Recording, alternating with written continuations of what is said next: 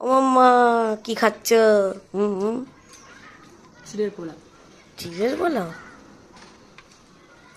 মায়ের হাতের বানানো স্পেশাল চিড়ের পোলাও, যেটা আমার অল টাইম ফেভারিট।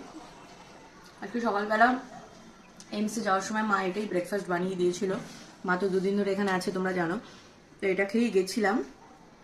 আর যেটা বললে, একটু আগে তোমাদের সাথে বলছিলাম যে বাড়িতে গিয়ে ভাত খেতে ইচ্ছা করছে না, তো ওখানে একটু নানপুরি খেয়েছিলাম দুটো তিনটে। তো তখন তো 3:30 মতো বেজেছিল, এখন 6টা বাজে। এখন একটুখানি এই চিড়ের পোলাও খাচ্ছি। আর সেই সঙ্গে সঙ্গে সমাধি এখন চা বানাচ্ছে।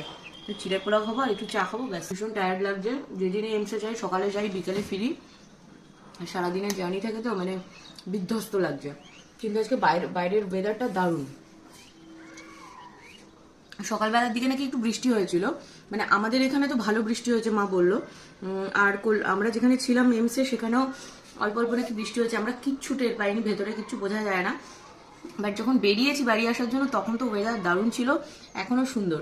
সেই জন্য আমি এসি টেসি বন্ধ কর, জানলা খুলে একটুখানি এখানে বসি, সুন্দর হাওয়া দিচ্ছে, বাংলা এসি যাকে বলে, ভালো লাগছে। আর সেই সঙ্গে সঙ্গে আমার পেছনটা দেখো, পুরো একদম মালপত্রে বিধ্বস্ত, বসার জায়গা নেই, পুরো রিওর জিনিসপত্রে ভরে রয়েছে। এগুলো যে কবে গুছিয়ে উঠতে পারবো জানি না।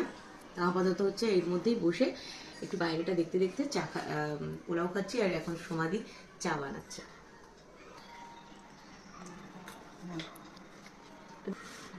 ধরো, বিস্কুট দেবো?